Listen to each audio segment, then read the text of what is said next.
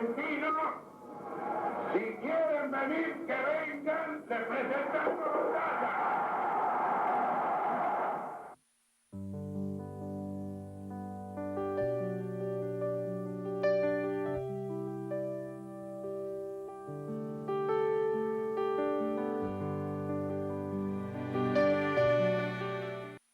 Muchas capitales del mundo siguen este fenómeno llamado argentinos peleando con estupor. En el gran engaño informativo que supuso toda la operación Malvinas, y de la cual nosotros fuimos parte, indudablemente, esto no pudo haber ocurrido, como digo, si todas las empresas periodísticas no hubieran sido cómplices del gobierno militar. Eso está claro. Creo que nadie lo hizo por miedo. Yo creo que no es que a Gómez Fuentes o a los que fueran le dijeron, bueno, o dice que estamos ganando o lo fusilamos, sino que había una corriente auténtica de patrioterismo, si te quieres llamarlo. Un medio de comunicación de un país en guerra es muy complejo, es muy difícil. Es muy difícil porque, bueno, todo el mundo sabe que la primera víctima de la guerra, la verdad. Viejos amores que no están, la ilusión de los que perdieron, todas las promesas que se van y los que en cualquier guerra se cayeron. Todo está guardado en la memoria, sueño de la vida y de la historia, el engaño y la complicidad de los genocidas que están sueltos, el indulto y el punto final a las bestias de aquel infierno. Todo está guardado en la memoria, sueño de la vida y de la historia. La idea de recuperar las Islas Malvinas se venía gestando desde hace tiempo en la cabeza de los generales de turno.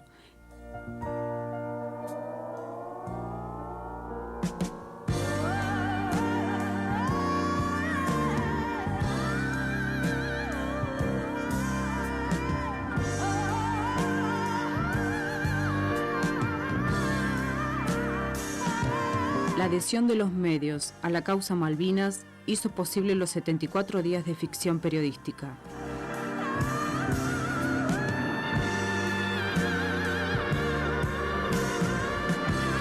El periodismo no pudo o no quiso escapar a ese sentimiento nacional.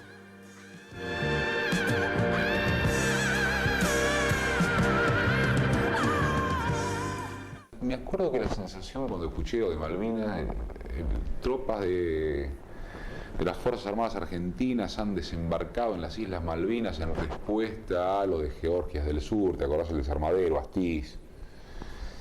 ¿Con qué se come? Y la verdad es que en la ducha no tomé mucha conciencia de lo que estaba sucediendo, ¿no? Ya en el camino a la radio me parece acordarme de haber pensado en la maniobra distractiva. Pero no lo terminaba de creer. Y llegué a la radio y estaban todos, era una partusa eso. Faltaba, no sé qué faltaba. Todo loco, con banderas colgando, con pito, matraca, aplauso. Cuando abrí el diario y vi lo que habían hecho, me pareció una locura total. Pero hecha la locura, y con las tropas ahí, y el Belgrano hundido, y todas las cosas que estaban pasando, yo sentí que sin falsificar los hechos, yo me sentí como ligado emocionalmente sobre todo a los soldados.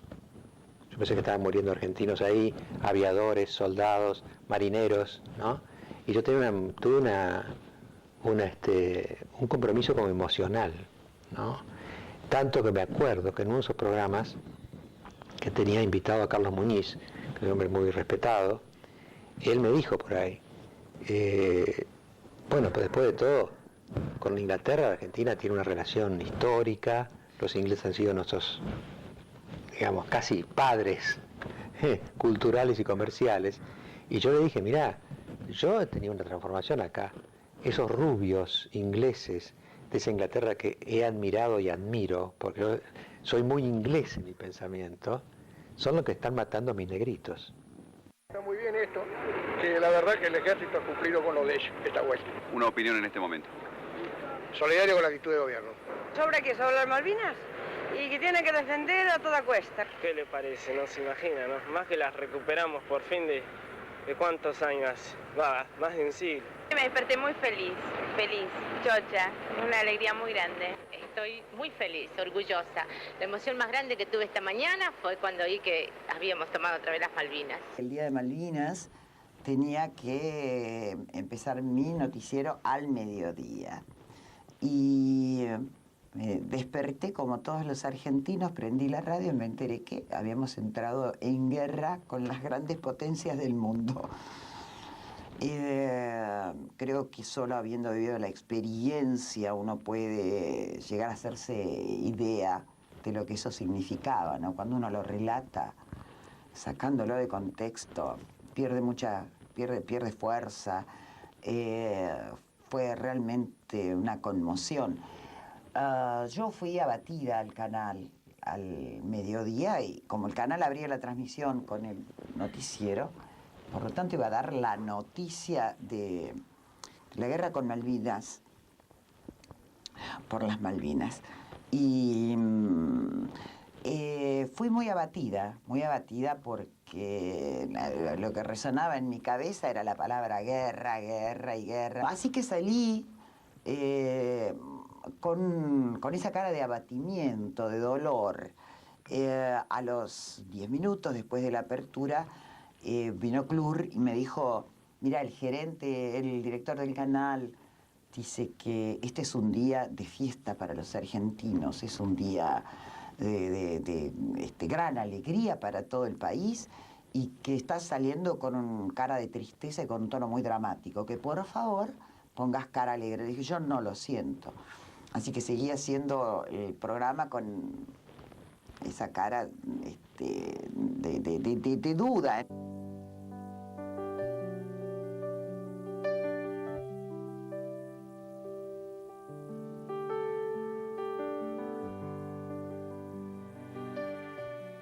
El 2 de abril, cuando prendo la radio y escucho que tomamos las Malvinas, entonces lo llamé a Víctor Suero y él ya estaba enterado, lo comentamos, no lo podemos creer y salí disparado para el canal, con mucha frustración, porque dije, ya lo está cubriendo otra persona. En lugar de ir a Comodoro Rivadavia, donde iba toda la prensa y donde se estaba cómodo, yo me fui a Río Gallegos, que era donde se alojaban los pilotos y de donde salían los aviones. Entonces, durante 2 o 3 días en el hotel, conversaba con ellos en el almuerzo, en la cena, hasta que el segundo día les pasé una película condicionada. Y cuando la película estaba en lo mejor, se la corté y les dije, el final se los paso arriba del avión. Bueno, y así fue como una mañana, no me avisan, pero yo siento que se levantan, que los vienen a despertar, y yo me levanto y les digo, vamos, les muestro la película, y bueno, vamos, y así subí el 28 al mediodía para Malvinas. Salimos de Buenos Aires el mismo día de la recuperación, el 2 de abril, como primer destino a Comodoro Rivadavia, a manejar lo que iba a ser el puente de material y fotografía con la gente que estaba en las islas. Eso duró hasta el 12 de abril, ahí con un compañero técnico de comunicaciones, intentamos viajar la noche del 12 de abril, se cruzó una gran en la pista en Puerto Argentino, el 13 estábamos allí.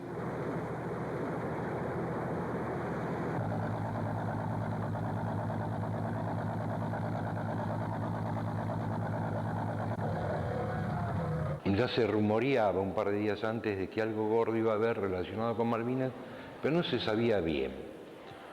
El 1 de abril Tato me dice, ¿qué va a hacer esta noche?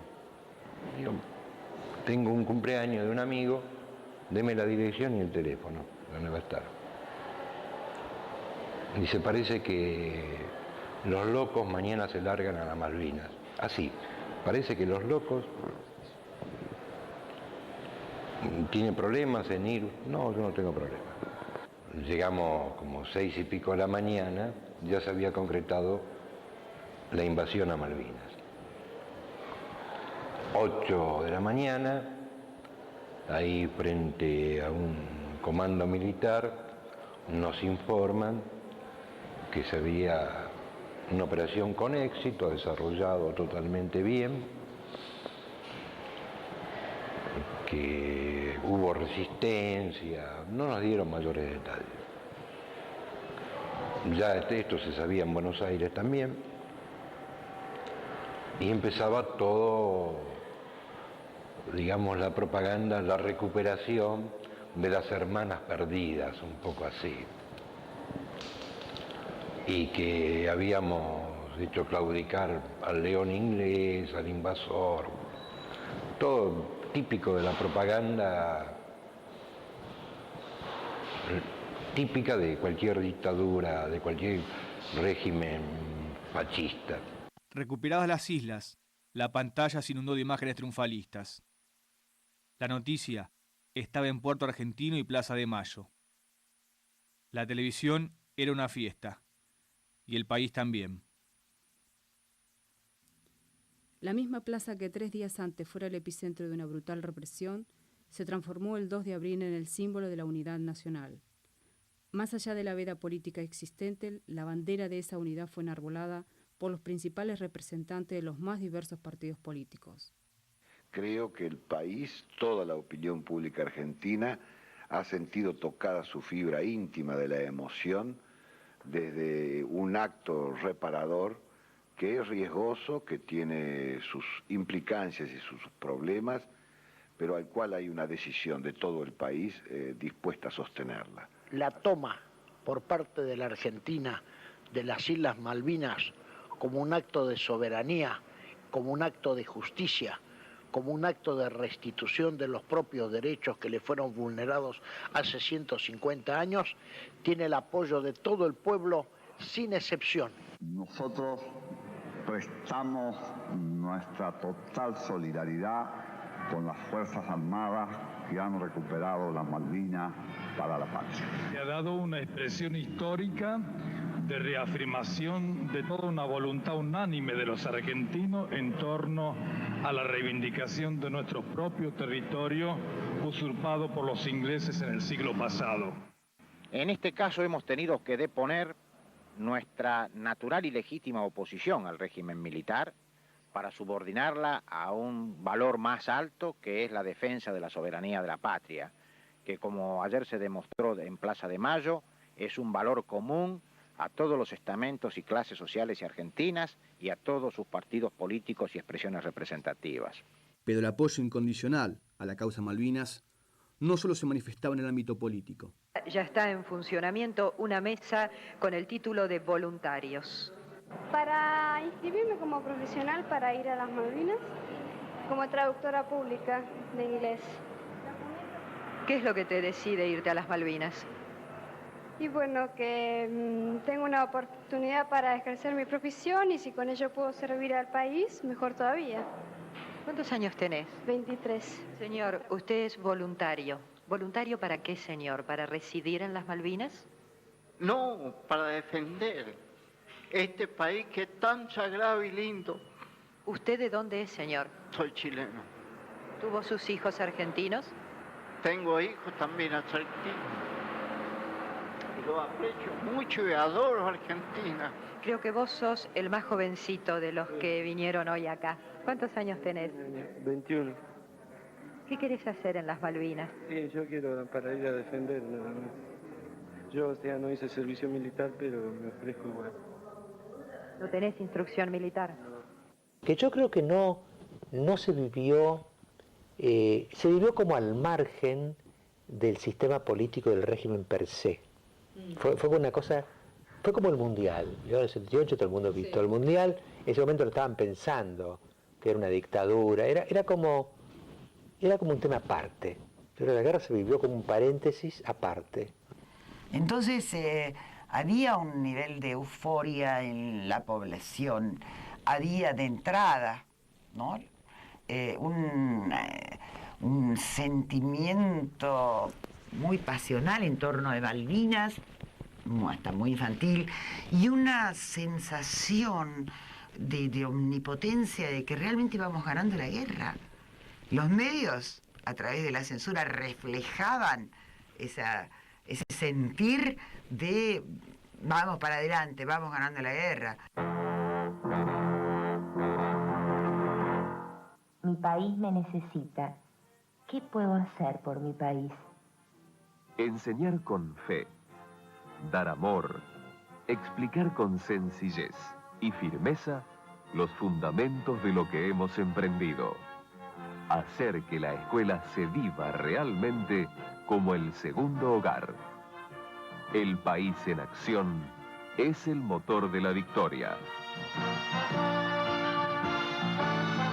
Cada uno en lo suyo, defendiendo lo nuestro. Argentinos a vencer, argentinos a vencer. De niño fantaseaba con la recuperación de Malvinas. Yo planificaba expediciones de recuperación de las Islas Malvinas, como todo niño educado en la escuela argentina, lo consideraba una causa nacional. ¿Quién fue Luis Bernet? El primer gobernador de las Islas Malvinas. ¿Por qué las Islas Malvinas son argentinas? Y por motivos geográficos está en la plataforma submarina y por herencia directa de España. ¿Por qué? ¿Qué pasó? Porque al independizarse Argentina, lo que era de España, el Virreinato de la Plata, pasó a ser argentino. ¿Qué pasó el 2 de abril de 1982? Y entraron tropas argentinas en las Islas Malvinas. Y de esa manera las recuperaron. ¿Y qué pasó entonces? Y luego un ataque armado de Inglaterra. Después de esa época, la educación cambió, pero hasta esa época, ustedes son muy jóvenes, pero hasta esa época, nosotros en la escuela primaria y en la escuela secundaria nos inculcaban que las Malvinas eran argentinas, y entonces salía el villiquen para la fecha, donde siempre estaba la isla y la banderita que salía de la Argentina y entraba a la isla. Entonces nosotros lo llevábamos muy adentro, que esas islas habían sido usurpadas. ¿A quién corresponden las Islas Malvinas? A la Argentina. Y yo te puedo asegurar que a partir de hoy las Islas Malvinas son plenamente argentinas. Los medios ayudaron a generar la sensación de participación activa. Se trataba de encontrar un modo para hacer que el esfuerzo propio significara una porción del suelo malvinense reconquistado. Cada uno en lo suyo contribuiría con la recuperación de las islas. El eslogan potenció los esfuerzos conjuntos para ganar una guerra que estaba perdida de antemano. Vamos a vencer. Ya estamos ganando, porque luchamos por una idea grande, porque nuestros soldados la defienden, porque ahora todos sabemos apretar los dientes, porque los argentinos nos volvemos a mirar como hermanos, porque estamos haciendo de cada lugar de trabajo un puesto de combate, porque por fin y para siempre somos una sola fuerza. Argentinos, a vencer. Cada uno en lo suyo, defendiendo lo nuestro. La euforia inicial de los primeros días se transformó en una tensa e histérica espera. El trabajo periodístico se limitó a la realización de notas de color. Capitán de fragata Carlos Robacio. Señor comandante, ¿cuál es la situación de su unidad en este momento? Mi unidad está haciendo lo mismo desde hace 20 días. Estamos preparando el terreno. Hemos organizado 3 puntos fuertes, inamovibles, cavados en la roca, que se apoyan mutuamente. Este es mi observatorio y mi puesto de comando pocos metros más atrás. A nuestra izquierda, aquella altura, que es un punto acotado bastante alto y dominante de la ciudad, primer pivote de nuestra defensa, un punto fuerte reforzado y apoyado con armas múltiples, de todo tipo. ¿Cuál es el ánimo que reina? La verdad. El ánimo, bastante bueno. Bastante elevado el ánimo. El ánimo que nosotros tenemos acá es muy elevado. O sea, pasamos, nos divertimos, jugamos, conversamos. ¿Están esperando a los ingleses? Sí, ya estamos aburriéndonos de esperarlo acá, lo estamos esperando. Y no viene más estos tipos. Nosotros no éramos corresponsales de guerra, ni nosotros ni el ruso Kazantsev, de ATC. Entonces se dio una situación inédita, porque el gobierno militar no tenía forma de encuadrarnos legalmente y de podernos dar órdenes y que nosotros las tuviéramos que ejecutar sí o sí. Era una situación rara. Nosotros éramos civiles ahí. Bueno, entonces, como el mismo gobierno militar nos fastidió de muy distintas maneras, entre otras cosas, Menéndez nos obligó a alojar en nuestra casa a militares. Una cuestión que estaba estrictamente prohibida en el convenio de alquiler que hicimos con la dueña de la casa y que después nos traería el odio de los helpers, porque habíamos violado ese contrato, que establecía que ningún militar podía vivir en nuestra casa. Nuestra casa era de uso estrictamente civil. Bueno, Menéndez, por cuestiones del momento, primero nos mandó 3 sacerdotes, después 4 capitanes, después un coronel, y después ya era un regimiento nuestra casa, era ingobernable. Bueno, pero entre todos esos militares que vinieron, había algunos pibes que eran muy buenos y se hicieron amigos nuestros. Uno de ellos era el chico Anaya, que era helicópterista de ejército, que era hijo del comandante de la Armada en ese momento. Y después había 2 helicópteristas más, entonces, y había un par de chicos que tenían acceso a camiones. Entonces nosotros nos subíamos al helicóptero de esta gente y nos íbamos donde queríamos. La verdad, yo privilegiaba la acción. Yo no quería perderme nada que fuera acción. Una guerra si no buscas acción. Pero colateralmente, por supuesto, las historias humanas, ¿no? Entrevistar a los soldados, cómo se sienten, qué piensan, qué dicen. La mayoría de ellos lo que quería era salir en cámara para ver si sus familiares lo veían. Ahora, durante toda esta aventura que ustedes vivieron, solos, en situación de extremo peligro, supongo que se siente miedo, ¿o no se siente? Bueno, en un momento sí, un poco de nervio, pero... ¿Cómo se controla? No sé, qué sé yo, cuerpo a tierra, nos tiramos ahí, quedamos secos. Yo, por lo general, lo que hacía era tratar de hacer notas. Entonces, trataba de buscar información, como por ejemplo el caso de que voy y le hago un reportaje al soldado Mosto, que le salva la vida a un compañero. Había caído una bomba, una esquirla le había pegado al compañero, sangraba mucho, y él, como estaba estudiando medicina en La Plata, con su paquete de curaciones, le para la hemorragia, le pone una venda. Al otro día el soldado Mosto muere. Entonces, ese tipo de cosas que a vos te afectan, porque vos decís, pero si ayer le estaba haciendo una nota. Y al haber un cese de fuego, cuando llegó al pozo, caí derrotado por una izquierda, diría yo. ¿Quién fue el que te ayudó? El soldado Mosto. Estaba conmigo. ¿Cómo fue la ayuda que brindaste a tu compañero? Sí, justamente cuando se iba a entrar en la posición, o sea, vi que estaba herido, entró, lo ayudamos a entrar con otro soldado Villarreal, entonces vi que la herida no era muy grande y le pusimos un paquete de curación, o sea, para detener la sangre. ¿No tuviste miedo en esos momentos? No. O estar haciendo una nota a unos soldados que habían armado con una cuetera de Pucará, habían armado improvisado con unos caños y clavos, qué sé yo, y mientras estamos haciendo la nota, un Harrier que viene y nos ataca, y salimos todos corriendo. Y yo dejo la cámara prendida y se ve como la casetera vuela por el aire. Para buscar un pozo de zorro cruzo una alambrada de más o menos 1 metro, 1,20 m por encima, y los soldados que corren y el oficial que dice calma y qué sé yo. Bueno, eso era lo que se vivía día a día.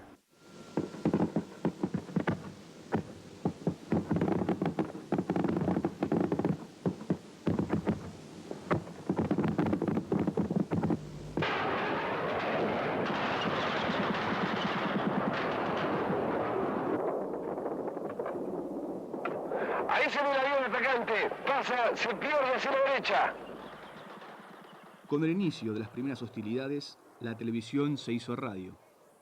Solo los medios oficiales, TELAM y ATC, quedaron en las islas. La guerra sin imágenes se transformó en un hecho imaginario que los operadores de la acción psicológica pudieron reinventar a su antojo.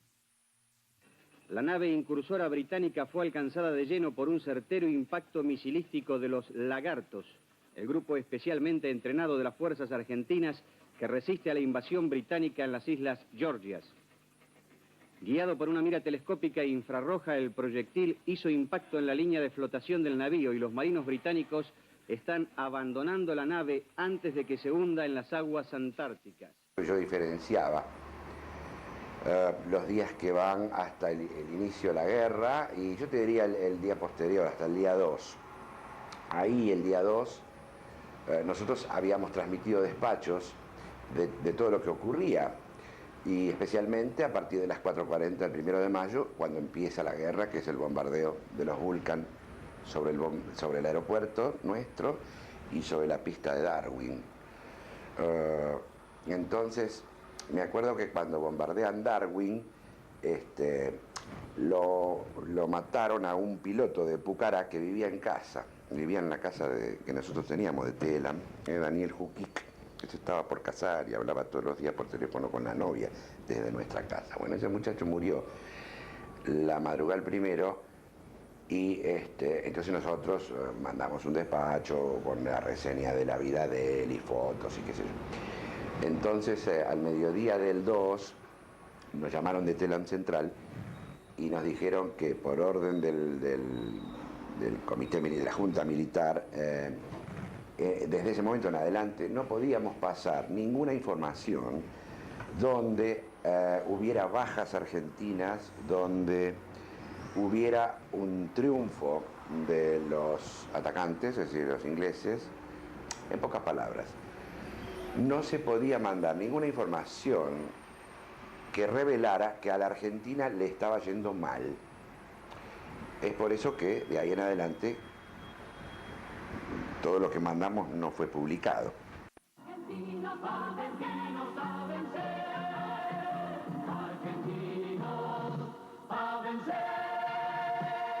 Lo que tenían que dar informaciones como oficiales del ejército, oficiales de prensa, capitán Orlando Rodríguez Mayo. Era el tipo que te decía, la prensa tiene prohibido salir a la calle cuando hay alerta roja.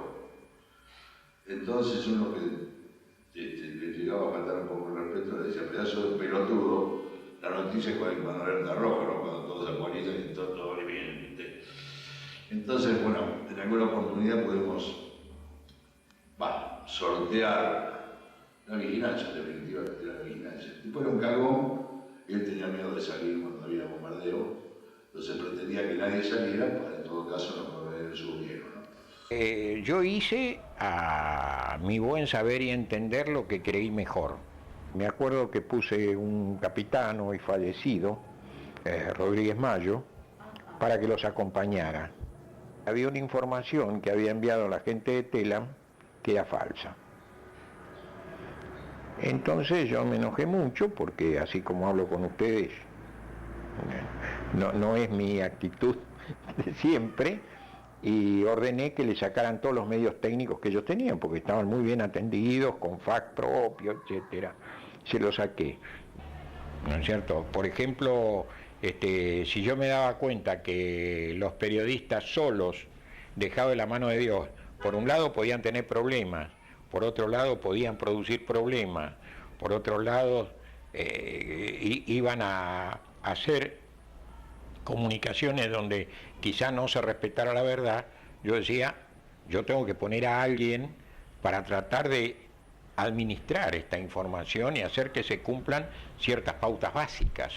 Un día la aviación inglesa bombardeó durante 4 horas el aeropuerto y nosotros estábamos ahí en el aeropuerto porque habíamos ido a esperar un avión que nos traía rollos de película para nosotros. Entonces, bueno, pasamos un momento espantoso porque, como digo, 4 horas de bombardeo. A nosotros, por supuesto, por suerte no nos pasó nada, pero después de recorrer la pista, vimos que no le habían podido acertar ninguna de las bombas a la pista de aterrizaje, que era el objetivo. Entonces yo me fui para casa y mandé un despacho titulado, pese a todo, la pista está operable. Lo cual, viéndolo hoy, tantos años después, me parece que era un poco exitista el texto y el tono.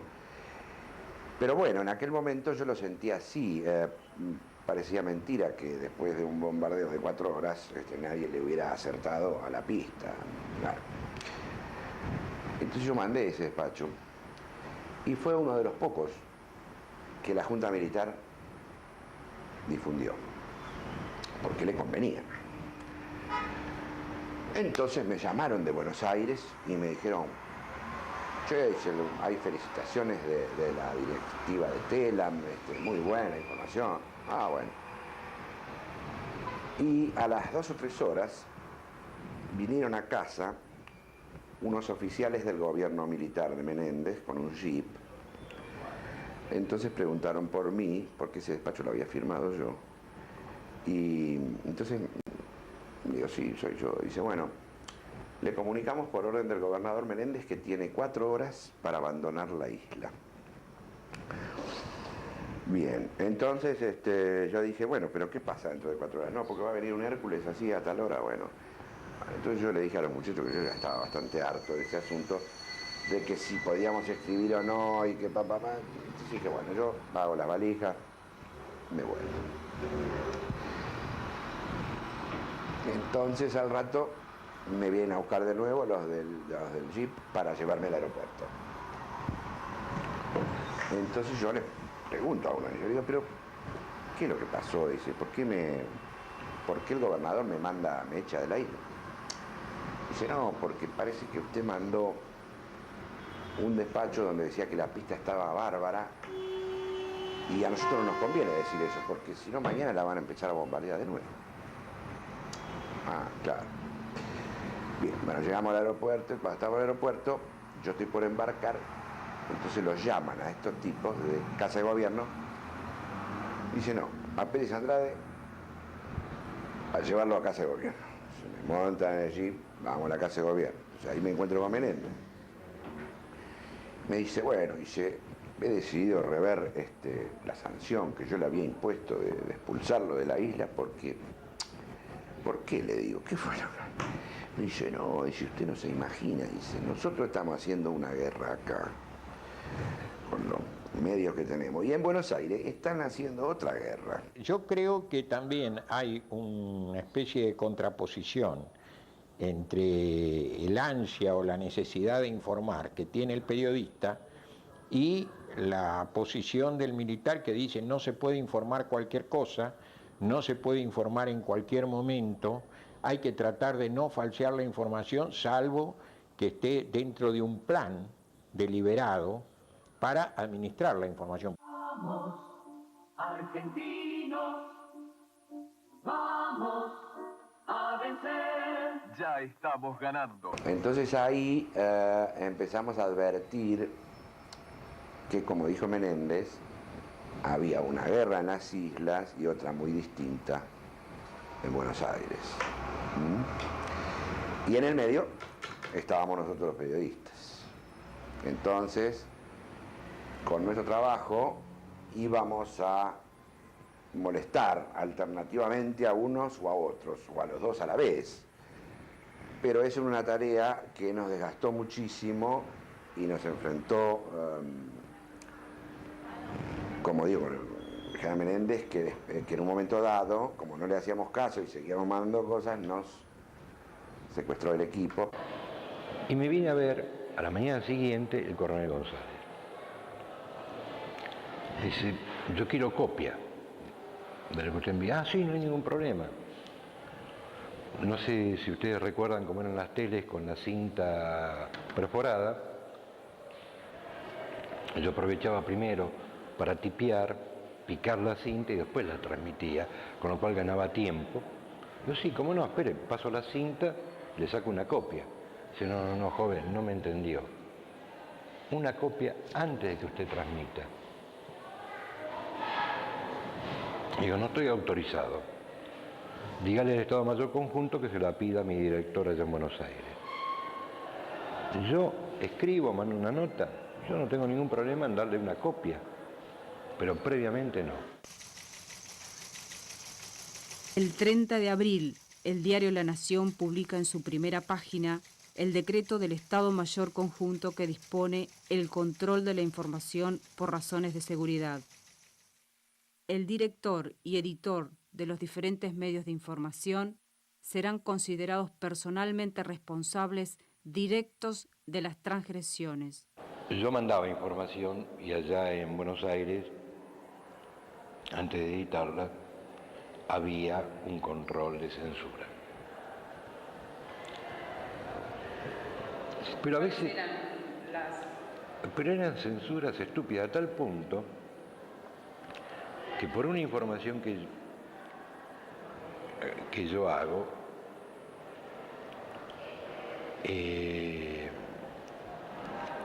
clausuran ENEA 3 o 4 días. Y la excusa fue que por esa información que dio la agencia, los británicos se enteraban de que había un puente aéreo. Claro, los británicos no tenían satélites, no sabían nada, eran unos bobos, tenían que enterarse por el periodismo. Pero la censura en aquella época le salió muy bien. Y no hay que olvidar, pues, cuando se hablan de estas cosas, es muy fácil demonizar exclusivamente a los militares. Esto fue posible porque tenían la complicidad absoluta de los dueños de todos los medios privados. Estoy hablando de Clarín, de La Nación, Crónica, los canales, todo, Perfil, Atlántida, quien quieras. Ahora que no se vengan a rasgar la vestidura y a decir, no, pero nosotros no sabíamos, se sabían todo. Que me digan ahora que estaban amenazados de muerte o que no tenían otro recurso, allá ellos. Pero digamos que en el gran engaño informativo que supuso toda la Operación Malvinas, y de la cual nosotros fuimos parte, indudablemente, esto no pudo haber ocurrido, como digo, si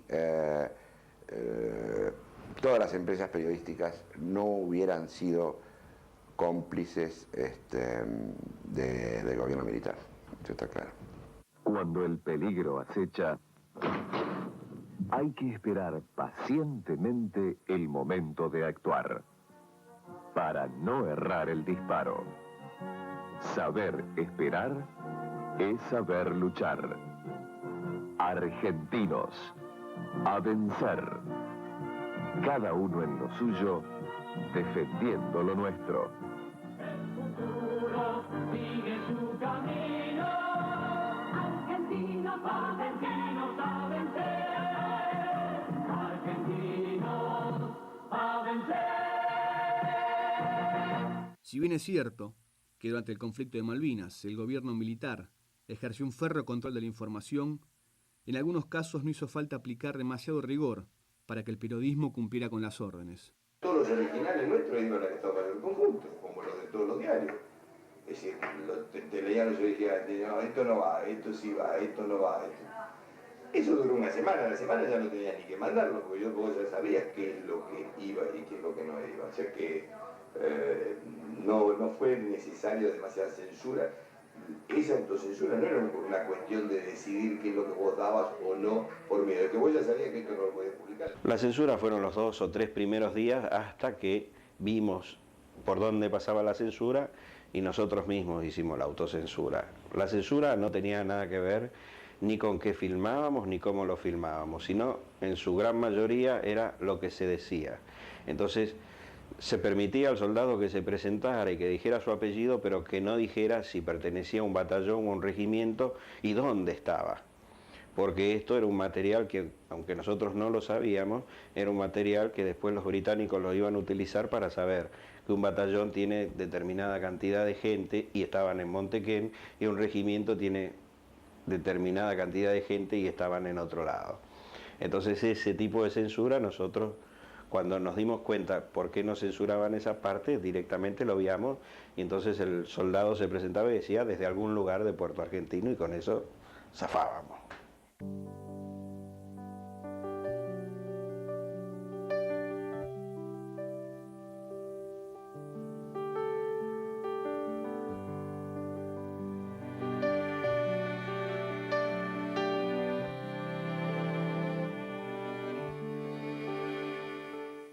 Bueno, creo que uno podría haber salido y haber dicho, oye, figuraría tal vez en alguna libro de récords, ¿no? Si no, todo lo que están diciendo es mentira. Bueno, creo que en ese momento lo que te podía pasar era que te excluyeran, te echaran. Era año 82. Ya. En Malvinas no. En Malvinas no podías colarte por ninguna parte. Digamos, no. La única manera que yo encontré de colarme es, bueno, no hago más notas editoriales. Se acabaron las notas editoriales, que la gente se dé cuenta que... Y después lo que hacía en la dictadura en general y en Malvinas en particular era jugar mucho con la voz. Siempre jugué con la voz. A mí siempre me ayudó a ser locutor en esa época. Yo decía de pronto con una inflexión vocal, o con la manera de hacer un silencio, o con cómo separaba los títulos de las bajadas, ¿no? A ver, terminaba el panorama informativo de 6 a 7 y uno decía... Este panorama ha sido redactado exclusivamente en base a cables de la Agencia Oficial de Noticias Telam. Hasta mañana. Que quería entender, entendía. Me sirvió muchísimo ser locutor. Saber laburar la voz, jugar los tiempos de verbo, los silencios, jugar con los silencios. Yo sentía que del otro lado alguien se daba cuenta que yo le estaba pidiendo ser cómplice mío. Eso sí lo supe hacer mucho. Me di cuenta de que el manejo de la información había sido totalmente erróneo. Porque inclusive viendo en la revista Gente Fotografía, la gente me decía, pero no, y yo le decía, pero mira esta foto, ¿qué ves acá contra la pared? Y veo un fusil apoyado. Bueno, eso te está diciendo que el soldado ya se había entregado antes de rendirse. Había llegado hasta un punto límite donde decía, hasta acá llegué. Pero si vos ves un fusil apoyado en una pared, te está diciendo que ese soldado se rindió antes que llegase la rendición. No supieron interpretar. Tengamos en cuenta que estábamos con un gobierno militar, y el gobierno militar no podía decir, estamos perdiendo la guerra. Pero lo que le estábamos tratando de mandar era la verdad de lo que ocurría. No podemos ser objetivos, pero sí debemos ser honestos, o sea, no podemos mentir a designio. Yo, por supuesto que estaba a favor de los argentinos en la guerra de las Malvinas, pero no mentí. Sí, por supuesto que mi estado de ánimo estaba. Yo no era equidistante de ninguna manera, ni era objetivo, pero no mentí. ¿Y sabe lo que pasa? Hay que vivir una guerra. Si usted está en guerra, su país está en guerra, ¿no es cierto? Hacer crítica contra la guerra en ese momento, uno tiene dudas de hacerla, ¿no? Imagínense en la guerra mundial los franceses diciendo que no hay que pelear con los alemanes que no hay que pelear con los franceses. No ha pasado nunca eso. Cuando hay guerra, hay guerra. Pero por eso le digo, el hecho de la guerra, en que su país está involucrado, genera una especie de reticencia natural, aunque nadie se lo obligue, porque el que ponerse en contra en ese momento se parecía mucho a la traición a la patria. Porque usted va a decir, estamos perdiendo. ¿Quién va a decir eso? Aunque en el plano militar el final se tornaba cada vez más previsible, los medios de comunicación prefirieron continuar con un discurso exitista. Fieles a las directivas del gobierno militar, no dudaron en pronosticar un posible triunfo argentino. Es decir, la unidad, como digo, británica se resquebraja minuto a minuto y la dama de hierro evidentemente se está oxidando. Pero eso será cosa para que la juzgue seguramente la historia. Ya a mediados de mayo, el almirante Lombardo, que era en realidad el comandante del Teatro de Operaciones del Atlántico Sur, le había hecho una nota a la Junta Militar, por intermedio del almirante Anaya, diciéndole que, dado el desarrollo de las operaciones y el final previsible, mire usted cuándo, mediados de mayo, convenía cambiarle el tono de la información que se le daba a la gente, para que pudieran entender el esfuerzo, el riesgo, el dolor que significaba la acción de los combatientes, ¿no? O sea, como para que la gente estuviera preparada para afrontar un final que no fuera feliz. En cambio, se siguió con un aire triunfalista o exitista.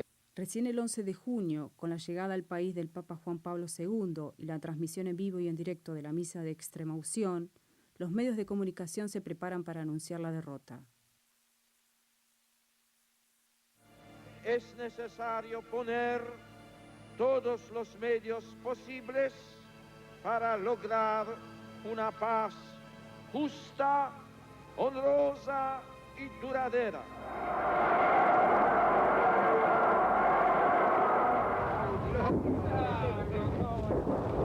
¡Viva la patria, carajo!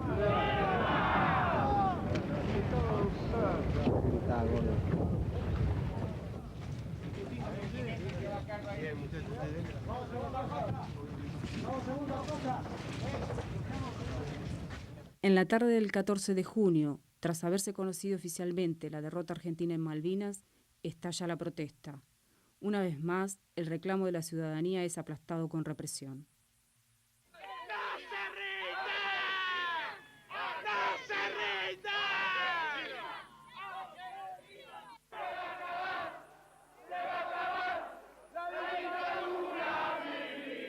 Las Malvinas eran un sentimiento nacional, un grito de soberanía anclado al inconsciente colectivo de la nación. La complicidad de los medios con esta causa se vio reforzada por la ausencia de voces críticas ante el horror de una guerra. Cuando vos estás en la guerra, vos querés ganarla. Si después eso significaba que se quedaban los militares, en esos momentos no hilábamos tan fino, sobre todo porque estábamos en la guerra. Creo inconcebible que se hubiera podido hablar y que se pudiera hablar de una victoria argentina, de la victoria del fascismo. Entonces, yo no me arrepiento para nada. Sí, bien perdida está la guerra, sí. Asumir la responsabilidad consiste en asumir la memoria.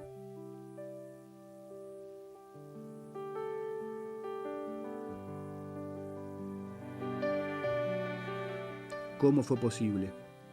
Es la pregunta que cada uno debe responderse. Ahora, todos dicen, no, yo cuando me enteré del 2 de abril ya dije que no podíamos ganar. Es mentira, señores.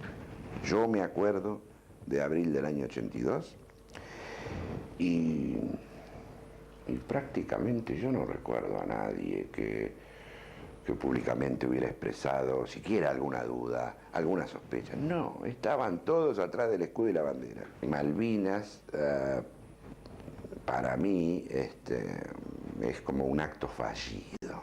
Es como un hijo que nació bobo y que se oculta en una pieza del altillo.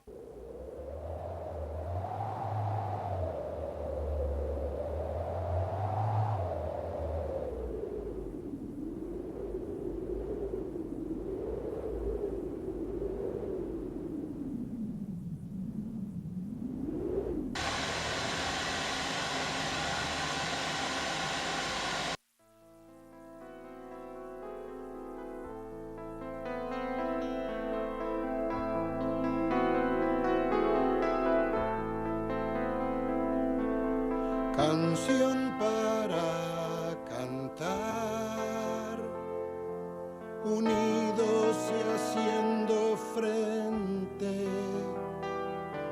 a la intolerancia ciega de unos pocos dementes